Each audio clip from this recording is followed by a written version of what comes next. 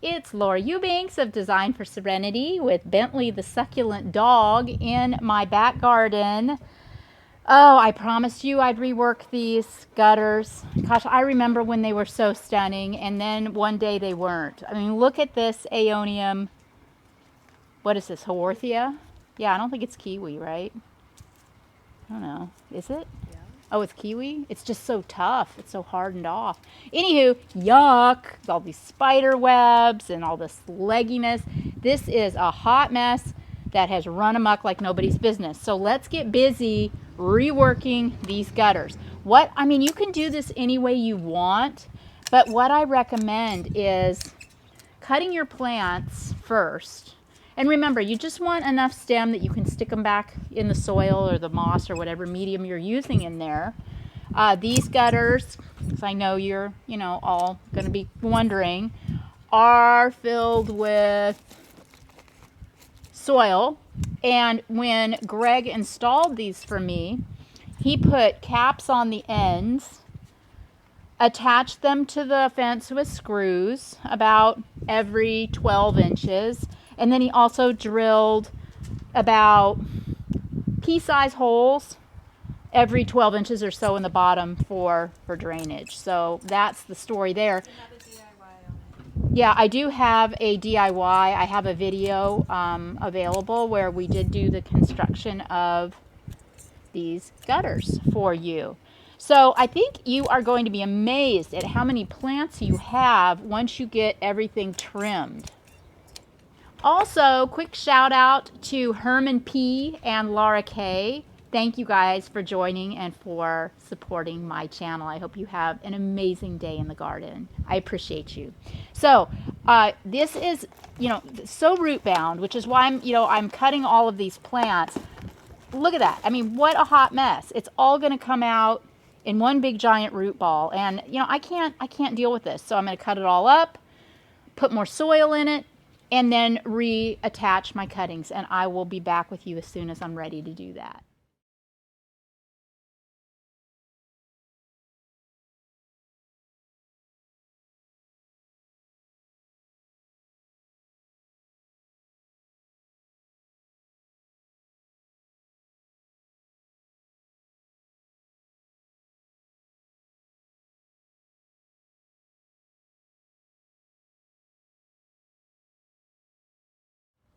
So it turns out there's a rather long lizard in here that's been in here probably the whole time, and it just scurried across. I don't see it now. It is like literally hiding. So if I jump, scream, have a heart attack, pass out, impale myself on an agave, you'll know why. Remember, lizards are friends in the garden. They do eat bugs that, can decimate or hurt your plants. So encourage the lizards. I just don't encourage it to run up my pant leg. Anywho, you may be wondering, well, girl, you said you were going to clean out these gutters, and for the most part I did, but here's another thing. I felt, I made an executive decision. Some of these clumps of plants I was really feeling, and I thought that they were still really pretty, and I didn't want to disrupt them. Others were a hot mess. And remember, too, that the more thatchy and the more roots that your planters grow, the faster and more frequently you need to water, because the less soil there is for the plants to absorb the water from. So I did pull lots and lots of thatchy clumps out. I did backfill with some fresh potting, generic potting mix, so that these, have all been refreshed, and there's plenty of new soil for these roots to just spread out and continue to grow. So now comes the fun part, where I get to take these cuttings and replace them in whatever configuration floats my boat. I think I should try and find the lizard. You think Hannah says that I should try? Put your hand in there. And, oh, okay. She says I should try and find the lizard and just put my hand in there and move it around. Be brave.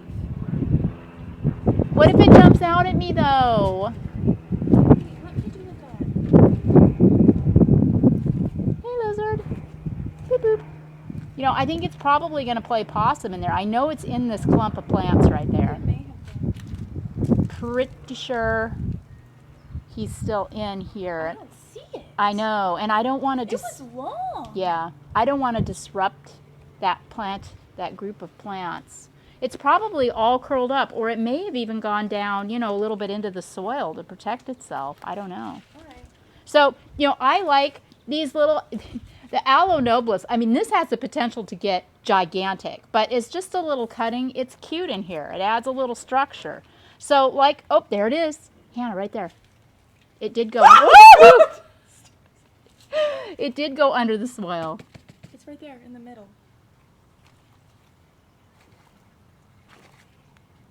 You see it?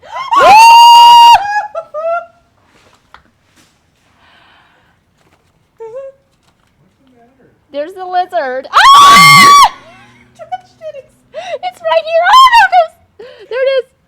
Right there. See it? Daddy, no! Ah! Now it's loose. Where's the cat when you need it? Bentley. No, they're nice. Bentley, Daddy, help. leave it. It's fine. No, it's coming at me. It's coming at me. It's coming at me. It's coming at me. So, when you're popping your plants back in your gutters, it doesn't matter where you put them. Yes, it's helpful to know that this Aeonium kiwi is going to grow faster than this sedum. That helps. But if you don't know that, you will after a few months. Remember, everything that I learned about succulents and cactus and designing, I learned through experience, through just getting in there and doing it and learning from my mistakes and from my successes. The beauty of these plants is they're so incredibly benign, and they're so forgiving, and they're so patient and tolerant. And notice how, I've got aloes in here, I've got sedums in here, I've got aeoniums in here, I've got kalanchoes in here, I've got Bentley in here, and everyone is just getting along. And one of these plants in the gutter would be pretty, but 20 or 30 of these plants in the gutter is beautiful and gorgeous. So I just love how these plants work together in harmony, despite the fact that they're different. They have some of them needs, different growth habits and patterns. They figure it out. They make the best of the situation they're in, and most importantly, they work together in harmony. And that is what I love so much about working with these amazing plants. They are very selfless. So, voila, right? Doesn't that just look 100? I'm so happy with that. I have a tiny little bit of stuff left over that I'll put in the gutters over on the other side, or I'll flush out a little tapestry area in the yard, or, whatever. But there are a couple of things that I pulled out that I thought were important. This little sedum, see all the freckles on it? That's what Tom Jesch from Waterwise Botanicals calls those little spots. This is environmental damage. This could have been a multitude of different things that went on. It could have gotten hailed on. It could have had some insects, maybe some aphids went through the garden at some point. Look at the growth on the inside of the plant. The new baby stuff. See how healthy that looks? That's how you know you've got a plant that's very viable. It's not sick or dying. Okay, this was just some aesthetic damage. And look at the will to live on this little guy. Look at all of those air roots. Isn't that so exciting? I think that I am going to go ahead and tuck this little guy into the gutters because he's working so hard to make it that I want to give him every opportunity that I can to do so.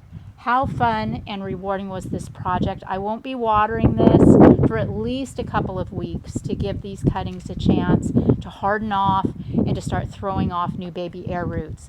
The plants that I left in play that are already rooted will be fine. This is an area of the garden that gets a lot of filtered sun, quite a bit of shade, and I think everything will be in good stead.